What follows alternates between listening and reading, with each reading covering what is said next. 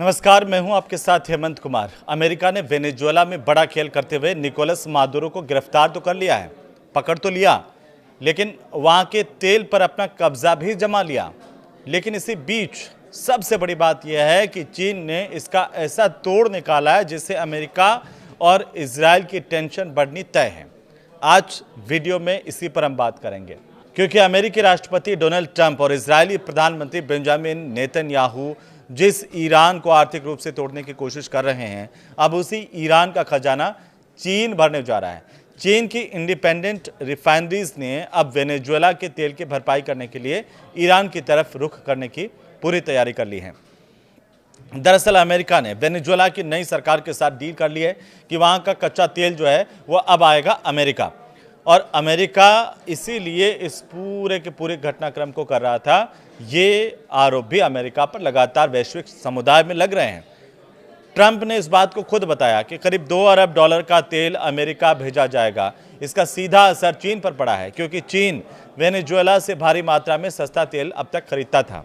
लेकिन चीन रुकने वाला नहीं है। मार्केट के जानकार बताते हैं, और साथ ही साथ ट्रेडर्स की तरफ से भी ये खुलासा किया गया है कि वेनेजुएला से जो तेल सप्लाई बंद होते ही चीनी रिफाइनरीज ने अपना पूरा का पूरा फोकस कर दिया ईरान और रूस पर शिफ्ट।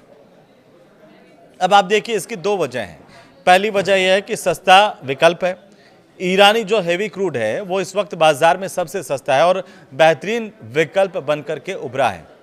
दूसरी बड़ी बात है कीमत के खेल की, जिसमें आप देखेंगे कि वेनेजुएला के तेल की जो किल्लत होते ही ईरान अपना तेल इंटरनेशनल बेंचमार्क यानी ब्रेंट से करीब $10 प्रति बैरल सस्ता बेच रहा है।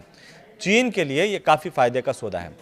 अब आते हैं स्पार्टा कमोडिटीज़ की एनालिस्ट जो है जून गो का। उनका ये कहना है कि वेनेजुएला का पूरा जो ड्रामा है वो चीन की प्राइवेट रिफाइनरीज को चोट पहुंचाएगा, लेकिन बाजार में रूसी और ईरानी तेल की भरमार है। इसीलिए चीन को डरने की ज़रूरत नहीं है, उसे और अपना बस सप्लायर बदल देना है। अब यही बात जो है ट्रंप और नेतन्याहू को परेशान कर सकती है कि अमेरिका ने वेनेजुएला से चीन का पत्ता तो काटा, लेकिन अनजाने में उसने चीन को ईरान की झोली में डाल दिया, और अब चीन जो पैसा वेनेजुएला को देता था वो पैसा ईरान के पास चला जाएगा। ईरान पर प्रतिबंध लगा करके उसे कमज़ोर करने की अमेरिकी कोशिशों को इससे बड़ा झटका लग सकता है।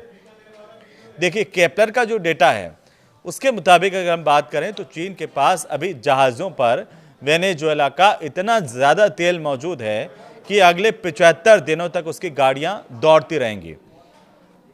लेकिन अगर आप थोड़ा और आगे जाएंगे, यानी कि मार्च और अप्रैल, तो मार्च और अप्रैल तक आते आते ये स्टॉक चीन का ख़त्म हो सकता है। और ये मीडिया रिपोर्ट्स कहती है, केपलर की जो रिपोर्ट है वो कहती है। और मीडिया रिपोर्ट्स की अगर हम माने तो ठीक इसी समय चीनी रिफाइनरीज पूरी तरह से ईरानी और रूसी तेल पर शिफ्ट हो जाएंगे। कनाडा और इराक भी इसके कतार में है, लेकिन ईरान जो है वो सबसे आगे। हालांकि चीन के पास कनाडा, ब्राज़ील और इराक से तेल लेने का विकल्प भी है। अब देखिए कि कनाडाई तेल पर भी छूट मिल रही है, क्योंकि अमेरिका में मांग कम होने की उम्मीद है। लेकिन चीन के टीपॉट रिफाइनरीज के लिए ईरानी तेल की केमिस्ट्री और इकोनॉमिक्स सबसे ज़्यादा फिट बैठती है। कुल मिलाकर के अगर हम इसे देखें तो वॉशिंगटन ने ये सोचा था कि वेनेजुएला पर कब्जा करके वो अपनी सप्लाई चेन अपने हाथ में ले लेगा, लेकिन ड्रैगन जो है, चीन जो है, उसने अपनी नई प्लानिंग से ईरान की चांदी कर दी है। इसका असर वैश्विक समुदाय में क्या पड़ता है, और क्या जो अमेरिका सोच रहा था उसके खिलाफ दुनिया के अंदर कुछ चीज़ें हो रही है तो उसका असर अमेरिका पर पड़ना तय है। ये सवाल अभी सबके सामने आने ज़रूरी है। इस पर आप क्या सोचते हैं, हमें कमेंट करके आप बता सकते हैं। और साथ ही अगर आपको ये वीडियो अच्छा लगा तो इसे शेयर कर सकते हैं, लाइक कर सकते हैं। नमस्कार।